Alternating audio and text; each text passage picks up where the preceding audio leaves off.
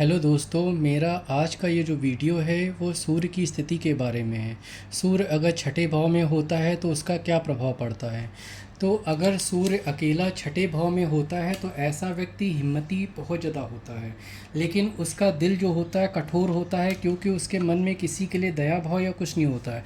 ऐसे व्यक्ति का स्वास्थ्य तो अच्छा रहता है, लेकिन फिर भी ऐसे व्यक्ति को आँखों को लेकर के परेशानी हो सकती है, और रक्तचाप जो नहीं होता है, जैसे ब्लड प्रेशर की परेशानी हो सकती है। ऐसे व्यक्ति को सूरज की रोशनी से लेकिन बढ़ना चाहिए, क्योंकि सूर्य 6 हाउस में, और 6 हाउस जो होता है अच्छा हाउस नहीं माना जाता है, ये ख़राब हाउस माना जाता है। ऐसा व्यक्ति जो होता है कभी कभी परेशानियां भी खड़ी कर देता है दूसरों के लिए। ऐसा व्यक्ति लड़ाई झगड़ा करने में, बहस करने में, कोर्ट कचहरी के मामलों में हमेशा ही उलझा रहता है, हमेशा ही उसको इन सब चीज़ों को लेकर के परेशानी रहती ही रहती है। अब हमको इस बारे में बात करनी कि सूर्य के साथ में चंद्रमा अगर छठे भाव में होता है, इस भाव में होता है, ये पहला भाव है, दूसरा भाव है, तीसरा भाव है, चौथा भाव है, पांचवा भाव है, छठा भाव है। अगर यहाँ पे सूर्य के साथ में चंद्रमा होता है तो क्या होता है। जो छठा भाव होता है यह अधिकतर रोग का हाउस माना जाएगा, कर्ज का हाउस माना जाएगा।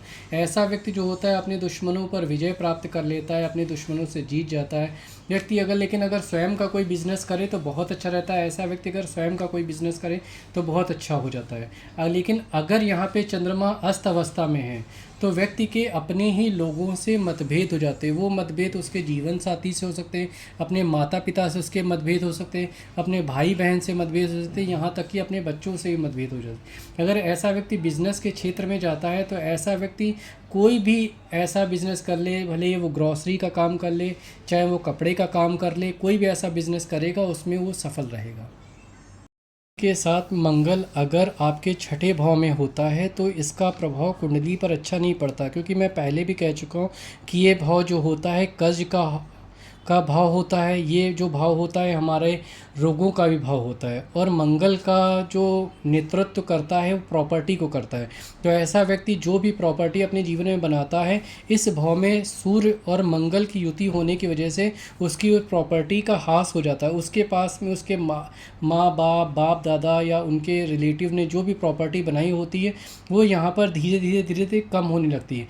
ऐसे व्यक्ति को चोट ज़्यादा लगती है, और जब भी उसके चोट लगती है तो ऐसे व्यक्ति के खून निकल आता है। मतलब कि जब भी उसको चोट लगेगी तो कोई भी खरोच लगे, कुछ लगे, लेकिन खून का बहुत जल्दी हो जाता है। और यहाँ पे सूर्य के साथ में मंगल की युति इतनी अच्छी नहीं मानी जा सकती है। सूर्य के साथ में अगर बुध की युति बनती है तो अधिकतर ये कहा जाता है कि ये बुद्धादिक योग बन रहा है। लेकिन यहाँ पर सूर्य के साथ में बुध की युति के बाद में भी व्यक्ति को उस बुद्धादिक योग का इतना अच्छा फल नहीं मिलेगा, क्योंकि यहाँ पर जो ये हाउस है वो 6 हाउस है, और 6 हाउस में ये अच्छा फल नहीं मिलेगा। ऐसी अवस्था में अगर मान लीजिए कि बुध अगर अच्छी अवस्था में है तो ये बहुत अच्छा है। मतलब कि ऐसे व्यक्ति को अच्छा पद मिलेगा, अच्छा नाम मिलेगा, प्राइवेट जॉब में अच्छे पद पर होगा। लेकिन बाद में कोई ना कोई वो स्वयं का ही बिजनेस करेगा, प्राइवेट जॉब में अच्छे पद पर होगा, लेकिन बाद में अपना बिजनेस जरूर करेगा। लेकिन अगर मान लीजिए कि बुध अवस्था में, अब बुद्धादिक योग थोड़ा तो असर दिखा रहा था, वो योग भी ख़त्म हो जाएगा। वो मतलब कि उसका असर दिखाना भी ख़त्म हो जाएगा। और यहाँ पर ये जो लाभ मिलना, ये सब चीज़ें अच्छी होना, ये सब खराब हो जाती है। यहाँ पर व्यक्ति को आर्थिक स्थिति में बार बार हानि उठानी पड़ती है।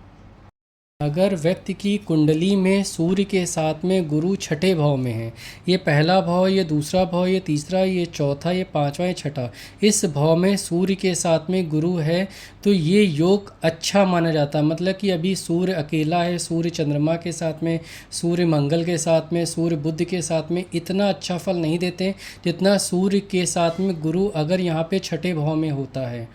क्योंकि गुरु जो है 12वें हाउस के ऑलरेडी मालिक माने जाते हैं, यहाँ पर भी ये अच्छा फल ही देते हैं। ऐसे व्यक्ति जो होता है हमेशा अपने शत्रुओं पर विजय प्राप्त करेगा।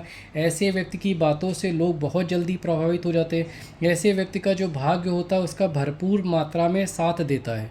मतलब कि उसका भाग्य हमेशा आगे बढ़ता जाता है, हमेशा वो उन्नति करता चला जाता है। लेकिन ये सब तभी होगा जब आपका गुरु जो है मार्गी अवस्था में हो और सही डिग्री में हो। अगर गुरु वक्री है तो ये प्रभाव कम हो जाते हैं। सूर्य देव के साथ में अगर शुक्र देव आपके छठे भाव में होते हैं, ये पहला भाव, ये दूसरा भाव, ये तीसरा, ये चौथा, ये पांचवा, ये छठा, यहाँ पे सूर्य के साथ में शुक्र होते हैं तो कुंडली में ना तो बहुत ज़्यादा अच्छा प्रभाव पड़ता, ना ही बहुत ज़्यादा खराब पड़ता है।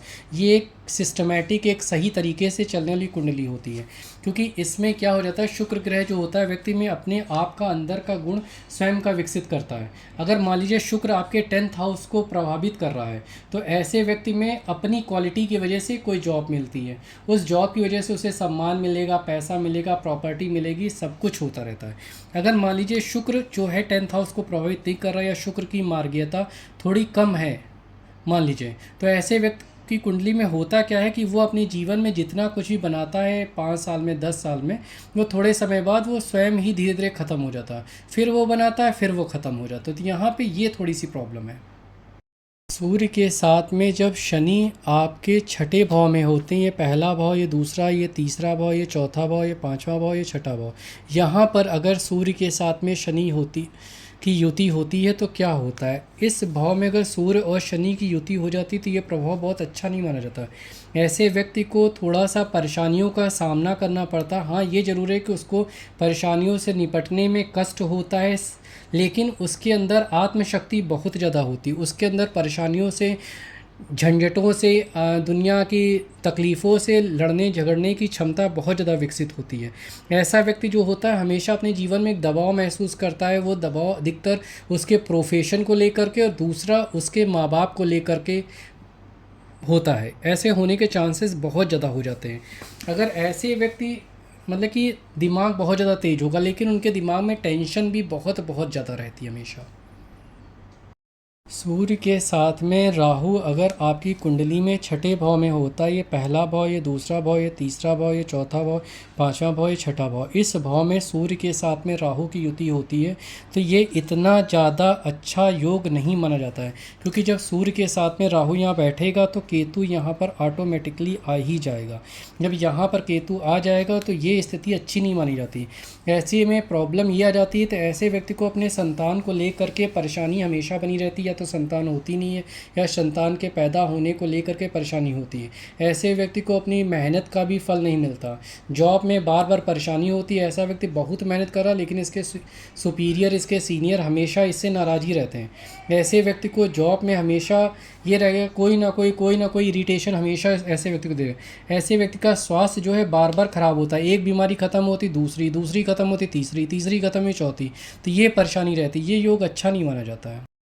सूर्य के साथ में केतु अगर छठे भाव में होता है, ये पहला भाव, ये दूसरा भाव, ये तीसरा भाव, ये चौथा भाव, ये पांचवा भाव, ये छठा भाव, अगर यहाँ पे सूर्य के साथ में केतु है तो ये योग थोड़ा ठीक माना जाता है। मतलब कि सूर्य के साथ में राहु की युति का योग को बहुत ज़्यादा ख़राब माना जाता है, लेकिन यहाँ पर केतु के होने से ये योग इतना ज़्यादा ख़राब नहीं माना जाएगा कि बहुत ज़्यादा। इसमें हो क्या जाता है कि ऐसा व्यक्ति बिना किसी दबाव के काम करता है, मतलब कि किसी के प्रभाव में नहीं आता। ऐसा व्यक्ति बड़े पद पर होगा, निडर होगा, किसी से डरेगा नहीं, जाना माना व्यक्ति होता है। ऐसा व्यक्ति हमेशा उच्च पद पर रहेगा। मतलब कि ऐसे व्यक्ति में बस प्रॉब्लम ये होती है कि ऐसा व्यक्ति अपने उच्च पद की वजह से अहंकारी बहुत ज़्यादा होता है, लड़ाई झगड़ा करने में, दूसरे को जलील करने में बहुत उसको मजा आती है। मानसिक तनाव ऐसे व्यक्ति को हमेशा बना रहता है, बार बार मानसिक तनाव होता है, बार बार होता है। ऐसे व्यक्ति को अगर प्रॉब्लम के लिए कहा जाए स्वास्थ्य संबंधी परेशानी, तो ऐसे व्यक्ति को हृदय रोग सबसे ज़्यादा होते हैं।